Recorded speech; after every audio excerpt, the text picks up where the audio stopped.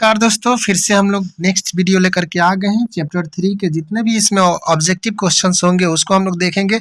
और चैप्टर 3 का नाम है जनसंख्या और उसके संगठन, यानी इसमें जितने भी प्रश्न होंगे आपके जनसंख्या से संबंधित प्रश्न होंगे। और इसमें आपको एकदम ऐसे तरीके से मैं बताऊंगा कि आप क्वेश्चन को अगर सुन लीजिएगा तो भी आपको याद हो जाने वाला है। तो चलिए वीडियो को स्टार्ट करने से पहले मैं आपको कुछ नोट्स बता देता हूँ कि अगर आप किसी भी क्वेश्चन को एक बार नहीं 10 बार पढ़ते हैं, अगर कहा जाता है ना, आप करने का तरीका अगर एक ही है, अगर उसको अच्छे तरीके से कर लेते हैं तो वही आपके लिए एग्ज़ाम ओरिएंटेड हो जाता है और उसी प्रकार से क्वेश्चंस भी आते हैं।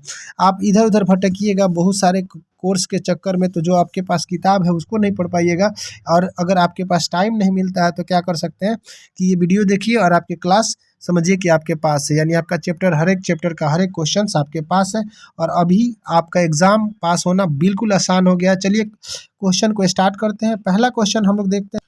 तो पहला क्वेश्चन हमारा कह रहा है जनसंख्या परिवर्तन का घटक कौन सा है। अब जनसंख्या कैसे परिवर्तित होता है? ज़्यादा जन्म हो जाएगा तो भी हो जाएगा, मृत्यु हो जाएगा तो भी जनसंख्या परिवर्तन हो जाएगा। प्रवास का मतलब या तो दूसरे जगह लोग चले जाएंगे या फिर दूसरे जगह से आ जाएंगे तो भी तो जनसंख्या में परिवर्तन देखने को मिलता है। जनसंख्या मतलब लोगों की संख्या में। तो अब उपर्युक्त सभी इसका सही जवाब हो जाएगा। ऑप्शन नंबर डी के साथ हम लोग टिक आउट करके आसानी से चल लेंगे। अगला 2 नंबर क्वेश्चन क्या कह रहा है कि विश्व की जनसंख्या का औसत लिंग अनुपात प्रति 100 स्त्रियों पर कितना पुरुष होता है। यानी अगर 100 स्त्री होंगी तो कितने पुरुष हैं, यानी ये बात पूछ रहा है कि यानी विश्व जनसंख्या का औसत लिंग अनुपात अभी जो चल रहा है, रेशियो चल रहा है कि 100 स्त्री हैं तो उनके ऊपर कितने पुरुष हैं, तो ये आपका हो जाएगा। यानी ऐसे इस क्वेश्चन का सही जवाब ये हो जाएगा, क्योंकि अभी जो स्त्रियों का संख्या है पुरुषों की संख्या से क्या है, विश्व के आधार पर अगर देखा जाए तो कम ही है, क्योंकि स्त्रियां बहुत कम पड़ जाती हैं। इसीलिए क्योंकि यही कारण है कि बहुत सारे लड़के भी कुंवारे पड़ जाते हैं और कुंवारा भी रहना बहुत अच्छा है ना। आजकल के बाबों की तो ज़माना है, बाबा लोग ज़्यादा इंजॉय कर लेते हैं। इसीलिए इस क्वेश्चन का ऑप्शन नंबर ए के साथ हम टिक आउट करके चले जाएंगे। इसका मतलब ये हुआ 102 पुरुष हैं तो उसमें 100 स्त्रियां हैं। कहीं ना कहीं 2 ऐसे आदमी हैं जो बाबा बनने के लायक हैं। तो आप लोग भी बाबा बनिए और देश को आगे बढ़ाने का काम करिए। और क्योंकि बाबाओं को यानी जितने भी योगी वगैरह हैं तो ये सभी चीज़ें हमारे देश के लिए बड़ा क्या कहते हैं, बहुत अच्छे सिद्ध होते जा रहे हैं। आप बाबा बनिएगा तो आपका ज़िंदगी मतलब समझिए कि अच्छा से कटेगा। समझ लीजिए कि 102 पुरुषों में 100 गो स्त्रियां हैं। अगला क्वेश्चन हम लोग देखेंगे कि विश्व में उच्चतम लिंगानुपात किस देश में दर्ज किया गया है, जहां प्रति 100 स्त्रियों पर 85 पुरुष हैं। यानी 100 स्त्रियां हैं और वहाँ पे पुरुषों की संख्या बहुत ही कम है, 85, यानी 15 स्त्रियां उससे वहाँ के जनसंख्या से कम है। तो ये क्वेश्चन का सही जवाब हो जाएगा लाटविया इसका सही जवाब हो जाएगा। ऑप्शन नंबर सी के साथ हम लोग टिक आउट करके चलेंगे।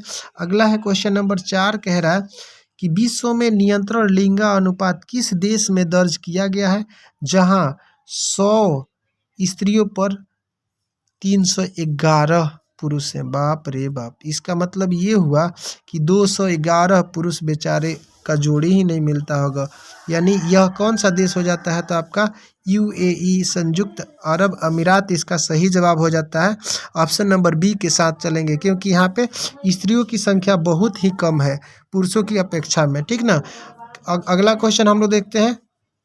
क्वेश्चन नंबर 5 कह रहा है संयुक्त अरब अमीरात में पुरुषों की अपेक्षा महिलाओं की संख्या कम होने के लिए कौन से उत्तरदायी कारण है। यानी आप ही अभी जस्ट पढ़े हम लोग कि 311 पुरुष हैं मात्र 100 स्त्री में, यानी लगभग 211 ऐसे पुरुष होंगे वो कहीं ना कहीं निकाह कर रहे होंगे। और इसमें भी तो शेख ऐसे होते हैं कोई 4-4 कर बैठते हैं, जिसकी वजह से पुरुषों की संख्या वहाँ देखा जाए तो बहुत ही अत्यधिक हो गई है और औरतों की संख्या बहुत कम है। 5 नंबर क्वेश्चन का सही जवाब हमारा हो जाएगा ऑप्शन नंबर ए। वहाँ पे जो है रोजगार की खोज में पुरुष का अप्रवास हो गया है। यानी अक्सर आप देखिएगा कोई भी आपके गांव से, आपके मोहल्ले से बहुत से ऐसे लोग होंगे जो वहां जा कर के क्या करते हैं, काम उम करते हैं, क्योंकि वहां सैलरी अच्छा खासा मिल जाता है इंडिया की अपेक्षा। इसी वजह से रोजगार की खोज में पुरुष वहां पे अप्रवास हो जाते हैं, जा कर के बस जाते हैं। देखो प्रवास होता है, एगो अप्रवास होता है। अप्रवास माने वहाँ के लोग तो जइबे नहीं करते हैं, प्लस हम लोग यहाँ से दूसरे जगह से लोग वहाँ चले जाते हैं, जिसकी वजह से वहाँ की जनसंख्या बढ़ जाती है और पुरुषों की संख्या वहाँ पे देखा जाए तो बहुत ज़्यादा हो जाती है।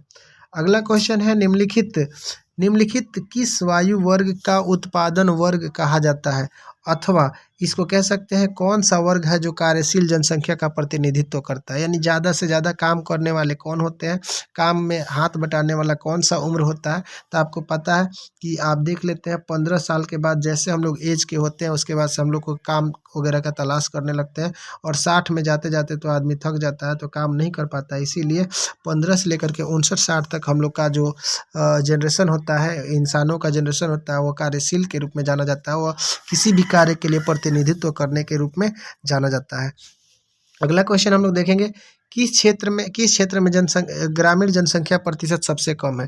तो ग्रामीण जनसंख्या जो प्रतिशत है सबसे कम है, तो आपका उत्तरी अमेरिका हो जाता है। ऑप्शन नंबर ए के साथ इस क्वेश्चन का हम लोग टिक आउट करके चलेंगे। अगला क्वेश्चन हम लोग देखेंगे कि निम्नलिखित में से कौन सा जनसंख्या संगठन का अंग नहीं है। यानी जनसंख्या संगठन का अंग कौन नहीं है।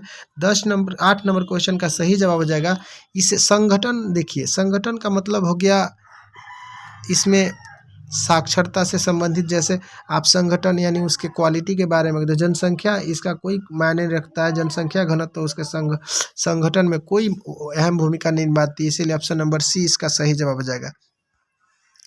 अगला क्वेश्चन हम लोग देखेंगे, 9 नंबर क्वेश्चन क्या कह रहा है, निम्नलिखित में से किस देश का लिंगानुपात सर्वाधिक है। यानी कौन ऐसा देश है जिसका लिंगानुपात सबसे अधिक है। इस क्वेश्चन का सही जवाब हो जाएगा हमारा ऑप्शन नंबर ए, यानी लाटविया का जो लिंगानुपात है सबसे अधिक है। ऑप्शन नंबर ए इसका सही जवाब हो जाएगा। 10 नंबर क्वेश्चन देखिए, कह रहा है निम्नलिखित में से कौन सा वायु वर्ग नहीं है। यानी कौन सा वायु वर्ग इसमें नहीं आता है। तो 10 नंबर क्वेश्चन का सही जवाब हो जाएगा ऑप्शन नंबर सी, क्योंकि हमारे यहाँ जो एज है मतलब 1 से लेकर के 60 वर्ष तक ही है, उसके बाद से 60 वर्ष से अधिक के जितने भी हैं उसको मतलब नहीं काउंट किया जाता है, क्योंकि अभी औसतन एज जो है आदमी का 60 वर्ष है, और उससे अधिक जो होते हैं उस वायु को वर्ग में उसको नहीं काउंट किया जाता है, क्योंकि मिनिमम वायु का आजकल मैक्सिमम जो है कितना साल जीते हैं, ये मात्र 60 ही साल जीते हैं। इसीलिए इसको हम वायु वर्ग इसके ऊपर से नहीं मानेंगे, और बाकी सबको ऑप्शन नंबर सी को हम लोग टिक आउट करके चलेंगे। 11 नंबर क्वेश्चन देखिए, कह रहा है विश्व में सबसे अधिक नागरिक कौन सा है। यानी कौन ऐसा देश है जहां सबसे अधिक नगर है। तो 11 नंबर क्वेश्चन का सही जवाब हो जाएगा हमारा ऑप्शन नंबर बी, यह ब्रिटेन हो जाता है। ब्रिटेन में सबसे अधिक नगर है। ऑप्शन नंबर बी के साथ हम लोग टिक आउट करके चलेंगे। अगला कह रहा है कि वायु लिंग पिरामिड किससे संबंधित है। यानी अगर किसी का एज का पिरामिड बनाया जाएगा तो वह किससे संबंधित होगा। इस क्वेश्चन का सही जवाब हो जाएगा, इसमें हम सबसे पहले किसको देते हैं, तो पुरुष को, उसके बाद महिला के जनसंख्या से हम उसका पिरामिड उसके एज के अनुसार हम लोग करेंगे। यानी पुरुषों की संख्या और जनसंख्या और महिलाओं की जनसंख्या से हम पिरामिड उसका एज का बना सकते हैं। अगला क्वेश्चन हम लोग देखेंगे। अगला क्वेश्चन हमारा क्या कह रहा है, अगला क्वेश्चन कह रहा है कि 13 नंबर मिलियन सिटी, यानी मिलियन सिटी किसे कहते हैं, ठीक ना। मिलियन सिटी की जनसंख्या कितनी होती है। तो मिलियन सिटी जो होती है उसकी जनसंख्या कितनी होती है, तो ये 10 लाख से अधिक जिस सिटी का होता है उसे मिलियन सिटी के अंतर्गत काउंट करते हैं। यानी ऑप्शन नंबर सी के साथ हम लोग टिक आउट करके आसानी से चलेंगे, इसका ऑप्शन नंबर सी सही जवाब हो जाएगा। अगला क्वेश्चन हम लोग देखेंगे, क्वेश्चन नंबर 14 यानी 14 नंबर क्वेश्चन क्या कह रहा है, तो निम्न में कौन वायु वर्ग कार्यशील जनसंख्या का प्रतिनिधित्व करता है। ऑलरेडी इस क्वेश्चन को दोबारा हम लोग कर रहे हैं। तो 14 नंबर क्वेश्चन का सही जवाब हो जाएगा ऑप्शन नंबर सी, या 15 से लेकर के 59 नंबर क्वेश्चन हो जाएगा। 59 वर्ष तक के व्यक्ति करते हैं। अगला क्वेश्चन देखेंगे 15 नंबर क्वेश्चन, निम्नलिखित में से किसने संयुक्त अरब अमीरात के लिंगानुपात को निम्न किया है। तो निम्न करने वाले लिंगानुपात कौन से, ये कौन हो जाते हैं, तो ये पुरुषों की कार्यशीलता जनसंख्या का चयनित प्रवास, यानी इसी के वजह से ये निम्न हो गए हैं। ऑप्शन नंबर ए इसका सही जवाब हो जाएगा। अगला 15 नंबर क्वेश्चन के बाद 16 नंबर क्वेश्चन क्या कह रहा है कि 100% शहरी जनसंख्या वाला देश कौन सा है। यानी वहाँ 100% शहर के लोग मतलब शहरी जनसंख्या वाला है, तो ये आपका हो जाता है सिंगापुर। ठीक है, सिंगापुर, कुआलालंपुर ये आप लोग जानबे करते हैं। और इसके बाद अगला क्वेश्चन हम लोग देखेंगे। 17 नंबर क्वेश्चन कह रहा है विश्व जनसंख्या दिवस कब मनाया जाता है। एकदम VVI क्वेश्चन है, ठीक है, ये VVI क्वेश्चन है। जनसंख्या दिवस कब मनाया जाता है, तो 11 जुलाई को मनाया जाता है। और वर्ल्ड लेवल पर 11 जुलाई को मनाया जाता है। ऑप्शन नंबर ए इसका सही जवाब हो जाएगा। अगला क्वेश्चन देखिए, कह रहा है कि वायु पिरामिड के लिए सामान्यतः प्रयोग किसका किया जाता है, तो एजों का प्रयोग किया जाता है। पुरुष और महिलाओं के एजों का प्रयोग किया जाता है, लेकिन इसका लिमिटेशन क्या होता है, तो ये होता है आपका 5 से 10 वर्ष वाला वायु के बीच में किया जाता है। ऑप्शन नंबर ए इसका सही जवाब हो जाएगा। अगला क्वेश्चन हम लोग देखेंगे। क्वेश्चन हमारा क्या कह रहा है कि 19 नंबर, निम्नलिखित में यूरोपीय देशों में से किसमें नगरीकरण सर्वाधिक पाया जाता है, तो सर्वाधिक नगरीकरण कहाँ पाया जाता है।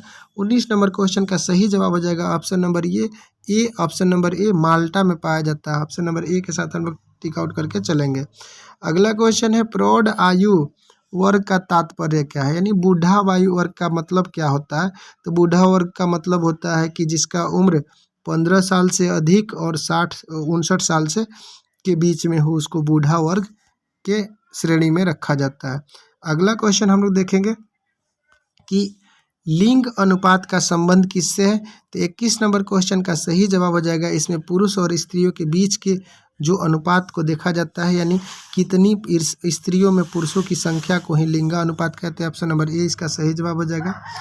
अगला क्वेश्चन है अधिकांश देश में ग्रामीण नगरीय विभाजन किस आधार पर किया जाता है, तो अगर देखा जाए तो ग्रामीण और नगरीय विभाजन किस आधार पर किया जाता है, तो इसका सही जवाब हो जाएगा हमारा ये आकार बिंदु के आधार पर, यानी जैसे उसका क्षेत्रफल होता है उसी के अकॉर्डिंग इसका डिवीजन किया जाता है। अगला क्वेश्चन हम लोग देखेंगे 23 नंबर, विश्व की नगरीय जनसंख्या प्रतिवर्ष कितना वृद्धि हो रही है, मतलब विश्व का अगर देखेंगे जनसंख्या हर एक साल कितना बढ़ रहा है, तो ये आपका हो जाएगा लगभग 6 करोड़ के आसपास हमेशा बढ़ रहा है। इसका option number C tick out करके चलेंगे। अगला है पूर्वी एशिया की प्रौढ़ दर क्या है, यानी पूर्वी एशिया में जो प्रौढ़ दर है इसका दर क्या है, तो ये 83.4, यानी ऑप्शन नंबर ए इसका सही जवाब हो जाएगा, यही इसका आंसर हो जाएगा। अगला क्वेश्चन देखेंगे निम्नलिखित में से किस भाषा परिवार की जनसंख्या सबसे कम है, तो सबसे कम भाषा बोलने वाले कौन से जाति हैं लोग, कौन सी भाषा है और उसी जाति के लोग होंगे, तो ये हो जाएगा आपका ऑस्ट्रिच। इन चारों के अपेक्षा सबसे कम बोली जाने वाली भाषा ऑस्ट्रिक है।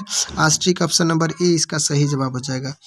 अगला है निम्नलिखित में से किस देश में न्यूनतम जनसंख्या दर पाई जाती है, तो न्यूनतम दर जनसंख्या पाई जाने वाला देश कौन हो जाता है आपका, जर्मनी हो जाएगा। Option number C. और इसके बाद से इस चैप्टर का लास्ट वीडियो हमारा है, कह रहा है कि विश्व में सबसे अधिक प्रजनन दर कहाँ पाया जाता है। इस क्वेश्चन का आंसर आप लोग कमेंट में कीजिएगा। तब तक चलिए इस वीडियो के साथ हम लोग मिलते हैं नेक्स्ट वीडियो में चैप्टर नंबर 4 में। तब तक के लिए आप लोग के लिए best of luck, thank you so much. और वीडियो को ज़्यादा से ज़्यादा अपने दोस्तों के पास शेयर कीजिए। धन्यवाद।